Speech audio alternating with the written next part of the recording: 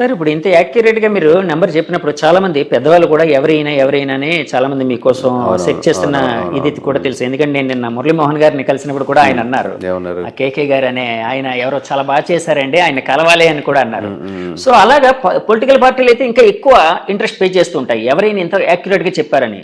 అలాగా TDP party అధినేత నుంచి కానీ ఇంకా వేరే పార్టీల అధినేతల నుంచి కానీ మీకు ఫోన్ కాల్స్ వచ్చాయండి? అంటే ఎలక్షన్స్ చేసేటప్పటి నుంచి ఎవరెవరు వచ్చారు అలాంటి చంద్రబాబు దగ్గరికి వెళ్దాం లేకపోతే పవన్ కళ్యాణ్ దగ్గరికి వెళ్తాం అని చెప్పి నేను తీసుకెళ్తాను నాకు బాగా క్లోజ్ లేదు అన్నట్టు. కేకే అనేది ఒక కార్డు లాగా అయిపోయింది కదా సార్. ఇప్పుడు కేకే అనే కార్డు తీసుకెళ్లి ఇక్కడ చూసి కేకే అని వస్తాను సార్ నేను తీసుకెళ్తాను సార్ అది సార్ అంటారు. నాకేమో చంద్రబాబు నాయుడు కార్డు పవన్ కళ్యాణ్ కార్డు చూపిస్తారు. ఇప్పుడు నాకు ఆ కార్డు ఎందుకు అవసరం లేదు. ఇప్పుడు నేను విజిటింగ్ కార్డు అవసరం లేదు, నేనే విజిటింగ్ కార్డు అయ్యాను కాబట్టి. సో నేను అట్టని చెప్పి బలుపుతో వెళ్ళాను కాదు.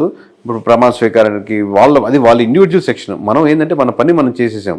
దీపంగా ఎట్లా ఉంటే నిజంగా వాళ్ళకి అవసరం ఉండి ఫోన్ చేశారు అనుకోండి. ఇప్పుడు వైఎస్ఆర్సీపీ నుంచి ఎవరో ఫోన్ చేశారు, ఇక్కడ కలుద్దాం సార్ మాకు ఒకసారి చెప్పండి విశ్లేషణ ఎలా ఉంది, ఎందుకు జరిగింది ఓట్ బ్యాంక్. నేను దానికి నో అని చెప్పను.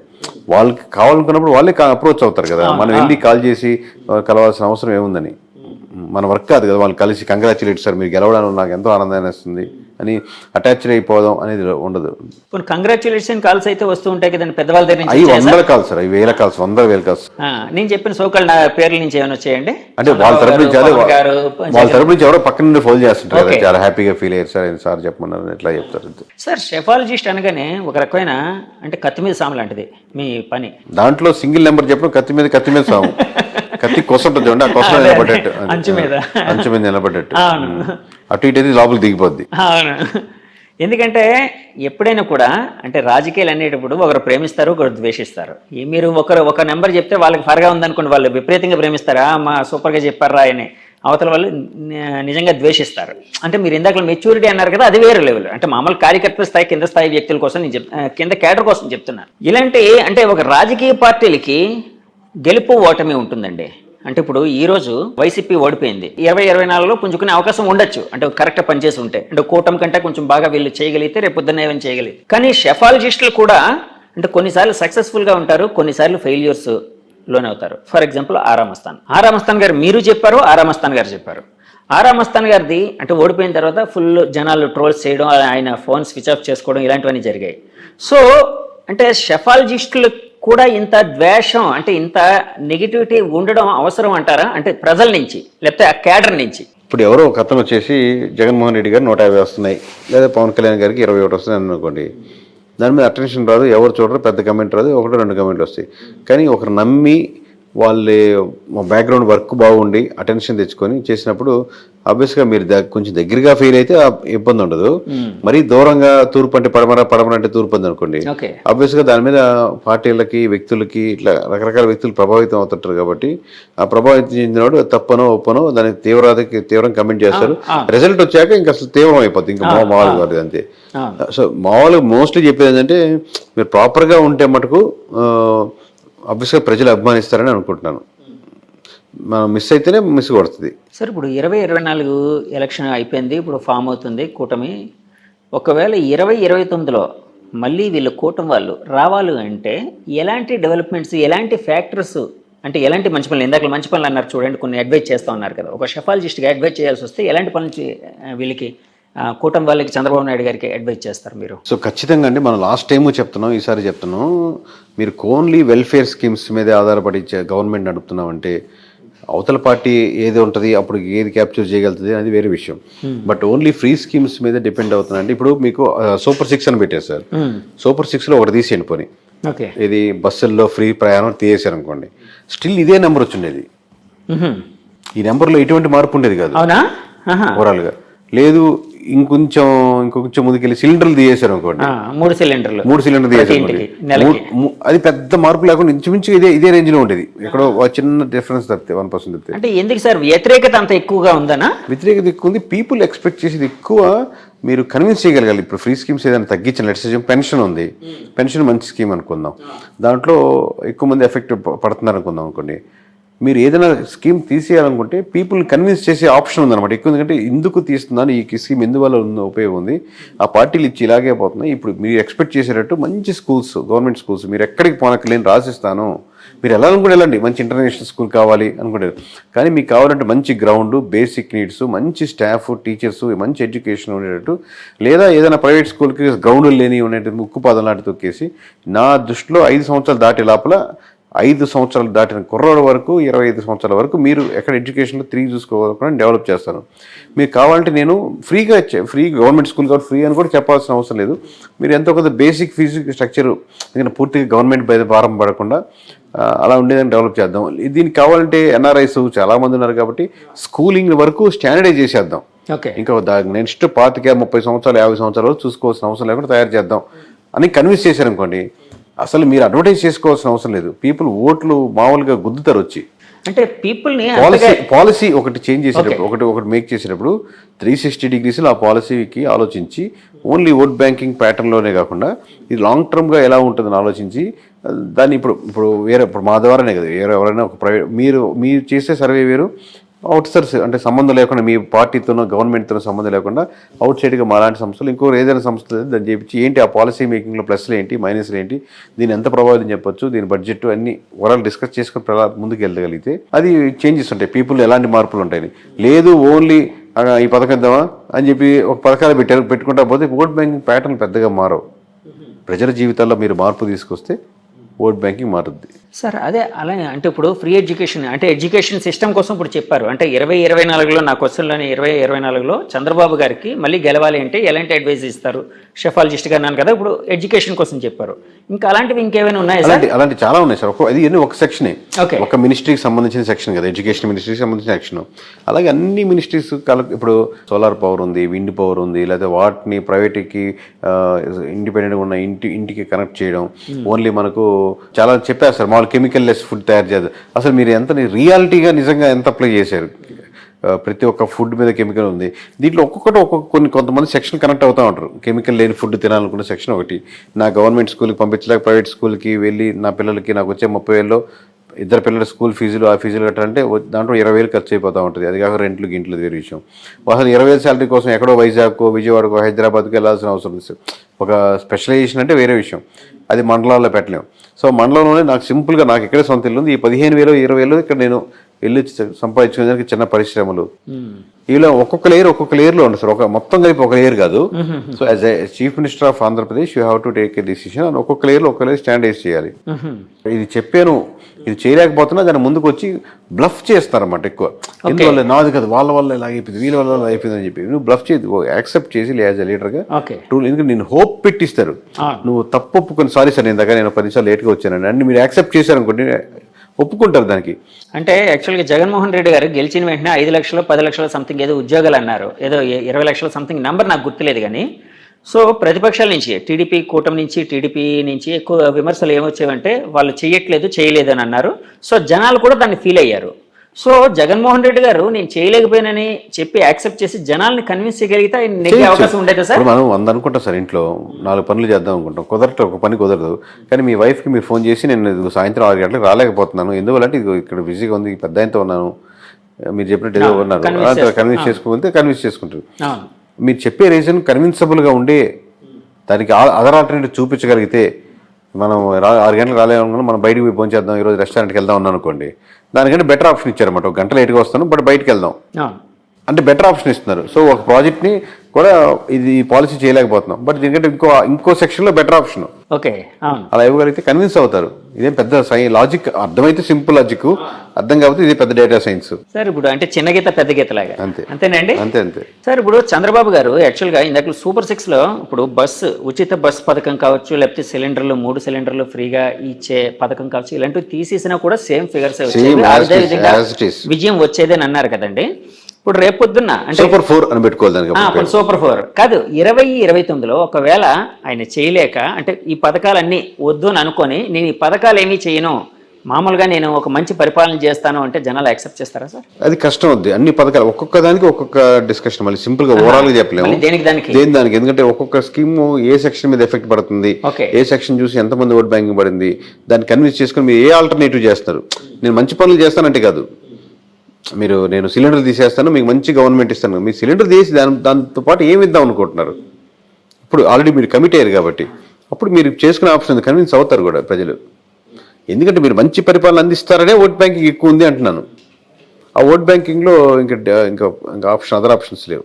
ఓటర్ ఏ విధంగా ఓట్ చేసే ముందు అంటే ఆ ఈవీఎం మిషన్ మీద వేలు పెట్టి నొక్కే ముందు ఎలాంటి ఇన్ఫ్లుయెన్స్ అనేది ఉంటుంది, అంటే ఏ విధంగా ఆయన ఎమోషన్ ఉంటుంది అనేది ఏమైనా చెప్పగలుగుతారా సార్? అదే కదా ఓవరాల్ ప్యాటర్న్. అది ఇండివిజువల్ ఓటేసినప్పుడు అదే అతను ఏ ప్రాంతానికి చెందినవాడు, లేదా ఏ కమ్యూనిటీకి చెందినవాడు, ఏ ఫీలింగ్స్తో పెరిగినవాడు, తన మీద ఏ రాజధాని ఎఫెక్ట్ ఎంత ఉంది, తన మీద రోడ్లు ప్రభావితం ఉండదా, తను ఎంప్లాయీయా, తను ఏ ఏజ్ సెక్షన్లో ఉన్నాడు, తన అంటే 30 ఏళ్ళు ఉన్న ఒక రకంగా ఉంటుంది, తన పెన్షన్ మీద ఉన్నాడా, పెన్షన్ పడుతుందా, తను వాలంటీర్ ఇచ్చే పెన్షన్ మీద ఎఫెక్ట్ పడుతుందా, ఎఫెక్ట్ పడుతున్నప్పుడు ఏ కమ్యూనిటీలో ఉంటాడు, ఇప్పుడు ఈ కాంబినేషన్ కూటమి కట్టినప్పుడు కాంబినేషన్కు యాడెడ్ ఉన్నాడా, లేదా బయట నుంచి వస్తాడా, లేదా మనం మామూలు జనరల్గా ఎస్సీ ఎస్టీ బీసీ ఓసీ సెక్షన్లో అలా డివైడ్ చేసుకుంటే అదేంటి, ఇలా అన్ని లేయర్లు నొక్కుతున్నప్పుడు తన మనసులో ఏది ఎక్కువ నొక్కుతుందని మనం నొక్కేదాన్ని బట్టి ఆధారపడుతుంది. అంటే ఓటర్ అనే మనిషి ఎక్కువ ఎమోషనల్గా ఉంటాడా, లేకపోతే లెక్కలు అవన్నీ చూసుకుంటూ దాని ఫ్యూచర్ని చూసుకుంటూ అలా ఉంటాడా? అన్ని రకాలుగా ఉంటుంది సార్.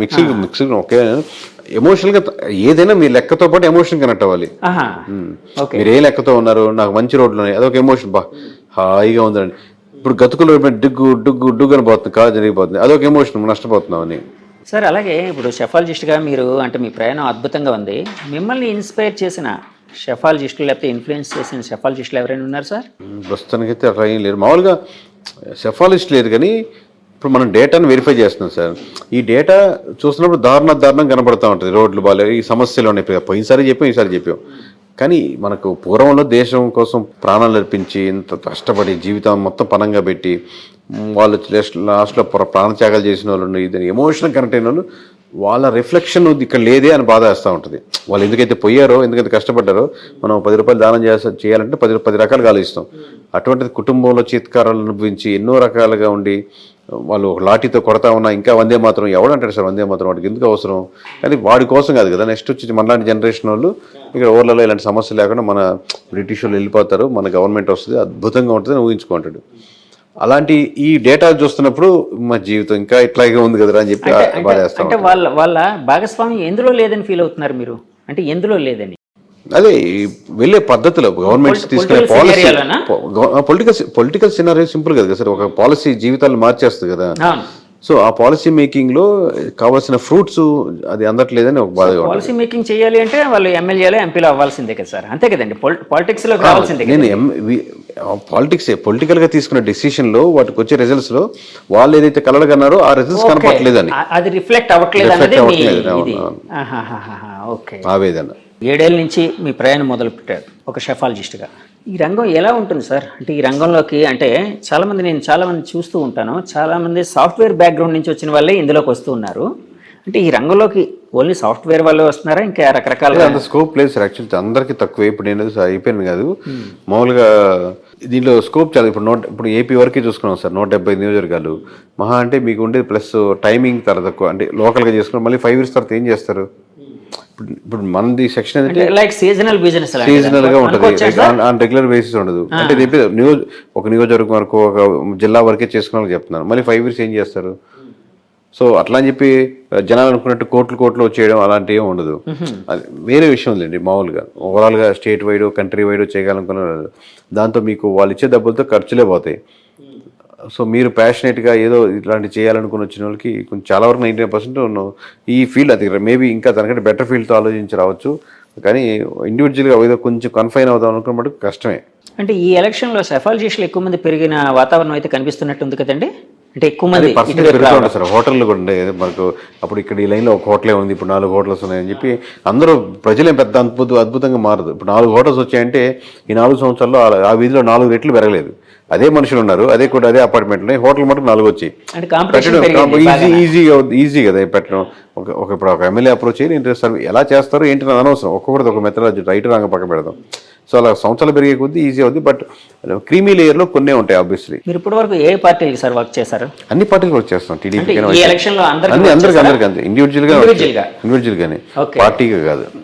ఎవరికైనా పార్టీ పరంగా ఏమైనా చేసిన సందర్భాలు చేయలేదు. ఏ పార్టీ వాళ్ళైనా మాకు చేయించండి ఇట్లా? అంటే ఆ పార్టీలో ఉండే ముఖ్య నాయకులు ఏదైనా అడుగుతాను అనుకుంటే ఇన్ఫర్మేషన్ వాళ్ళకి చెప్తుంటాం, కానీ ఆ పార్టీకి అసోసియేట్ ఏం చేయలేదు. ప్రశాంత్ కిషోర్ గారు అంటే అప్పుడు తెలుగు రాష్ట్రాల్లో చేశారు, తర్వాత బీహార్, ఇంకా రకరకాల బెంగాల్, వెస్ట్ బెంగాల్, ఇంకా రకరకాల ప్లేసులకు వెళ్ళారు కదా, అలాగే ఏమైనా మీకైనా ఆలోచనలు ఉన్నాయా? అది అబ్వియస్లీ చేస్తాం సార్. మామూలుగా చిన్న ఎమోషనల్ డిఫరెన్స్ ఉంటుంది కానీ ఒక స్టేట్కి మిగతా నెంబర్స్ అన్నీ సేమ్ ప్యాటర్న్లో ఉంటాయి చేసే పద్ధతి. ఇప్పుడు మీరు తమిళ్లో ఇంటర్వ్యూ చేయాలంటే ఓన్లీ భాష డిఫరెన్స్ చెప్తే ఎలా అడగాలి, ఎలాంటి క్వశ్చన్ అడగాలి, ఎమోషన్ అన్ని ఒకటే ఉంటుంది. సో లాంగ్వేజ్ ఒకటే బ్యారియర్ కదా. సో అట్లాగా చిన్న చిన్న ఇబ్బందులు ఉంటాయి. బట్ అక్కడ లోకల్ టీమ్ని మనం ఇన్వాల్వ్ చేసుకొని వాళ్ళతో వెళ్తే ఎక్కడైనా చేయొచ్చు ఇండియా మొత్తం మీద. భారతదేశం అనేది వసుదైక కుటుంబం అంటారు. అంటే డిఫరెంట్ పీపుల్, రకరకాల లాంగ్వేజ్ పీపుల్ ఉన్నా కూడా వాళ్ళ ఎమోషన్ అనేది కనెక్ట్ చేస్తూ ఉంటుంది భారతదేశాన్ని. సో అందుకే ముందుకు వెళ్ళగలుగుతుందని చాలాసార్లు చెప్తూ ఉంటారు కదండి. నేను దీన్ని అంటే మీకు పొలిటికల్ సినారియోలో అడుగుతున్నాను. భారతదేశంలో ఓటరు అంటే రకరకాల ప్రదేశాల్లో ఇందాకలు అన్నారు కదండి, ఒక్కొక్క చోట ఒక్కొక్క ఓటరు రకరకాల సమస్యలు లేకపోతే రకరకాల ఆలోచనలు, రకరకాల డెవలప్మెంట్ కోరుకుంటూ ఉంటాడు ఇలాగని. కానీ వీళ్ళందరినీ కనెక్ట్ చేసే ఏదైనా అంశం ఏదైనా ఉందండి భారతదేశం పరంగా చూసుకోవాలంటే ఓటర్ని? భారతదేశమేనా? మరి అలాంటప్పుడు ఇండియా కూటమి గెలవడానికి అంటే కొంచెం పుంజుకోవడానికి అదే కారణం అంటే అనుకోవచ్చా? అట్లా ఉండదు సార్. ఇండియా I.N.I.A అది ఇండియా కాదు కదా. ఇండియా వేరు, ఇండియా అనే ఎమోషన్ వేరు. అది ఇండియా కూటమి రేపు పొద్దున గెలవచ్చు ఓడవచ్చు అట్లా కదా. ఇండియా పేరుని పెట్టుకున్నామని ఇండియా కూటమికి ఎక్కువ వేద్దామని, భారతీయ జనతా పార్టీలో భారతీయ ఎక్కువ ఉందని భారతీయ జనతా పార్టీకి వేయడం కానీ, జనసేనలో సేన ఉందని సేనకి వేద్దామని అట్లా ఉండదు. వేయాలనుకుంటే వేస్తారు, పేరు ఏదైనా సరే. సార్ ఇప్పుడు మీరు ఒక షెఫాలజిస్ట్గా రాజకీయాలు అన్నీ పరిశీలిస్తూ ఉంటారు కదా సార్, పరిశీలిస్తారు సార్? పరిశీలిస్తాం అందరినీ. సో మోదీ గారు మేనియా అంటే వాళ్ళు 400 సీట్లు అన్నారు. సో చాలా తక్కువ వచ్చాయి, 290+ ఏదో సంథింగ్ ఏదో వచ్చాయి. సో అలా కావడానికి కారణం ఏంటంటారు సార్? ఒక షెఫాలజిస్ట్గా మీ ఆలోచన ఏంటి, విశ్లేషణ ఏంటి? అదే ఆబ్వియస్గా థర్డ్ టర్మ్ కాబట్టి వ్యతిరేకత ఉంటుంది. అలాగే 2 times టర్న్ చేస్తున్నారు కాబట్టి ఇంకా వాళ్ళు పుంజుకుంటున్నారు. అట్ ది సేమ్ టైం రకరకాల కాంబినేషన్ వచ్చాయి. ఆ సబ్జెక్ట్ మనం నేషనల్ వేరే టాపిక్ పెడదాం. బట్ ఓవరాల్గా జనరలైజ్ చెప్పాలంటే ఈ ప్రధానమైన అంశాలు ఏంటంటే, ఆబ్వియస్గా బీజేపీ ఉన్న కోర్ ఓటు బ్యాంకింగ్లో బీజేపీ పడేదంతా బీజేపీ ఓట్ బ్యాంకింగ్ కాదు. బీజేపీ కోర్ ఓటర్స్ ఉంటారు. At the same time Congress మటుకు రాకూడదు అనుకునే దానికి ఇమీడియట్గా కనపడే ఆల్టర్నేటివ్ ఉండేవాళ్ళు ఉంటారు. అలాగే ఇండివిజువల్గా ఎంపీ క్యాండిడేట్లు వాళ్ళు సొంతంగా తెచ్చుకునే ఓట్ బ్యాంకింగ్ 5% 10% ఉంటుంది. ఇలా మొత్తం మీద కాంబినేషన్, కానీ ఆ కాంబినేషన్ తగ్గుతూ ఉందన్నమాట. సార్ నా లాస్ట్ క్వశ్చన్, ఒక షెఫాలజిస్ట్గా మీరు ఆలోచిస్తూ ఉంటే 2029కి అంటే యాక్చువల్గా చంద్రబాబు గారు అంటే 75 ఏళ్ళు చాలా అంటే నవ యువకుడిలా పోరాడారు, చాలా గొప్పగా పోరాడారు. సో వ్యతిరేకులు కూడా ఆయన ఫైటింగ్ స్పిరిట్ని చాలా మెచ్చుకుంటూ ఉంటారు.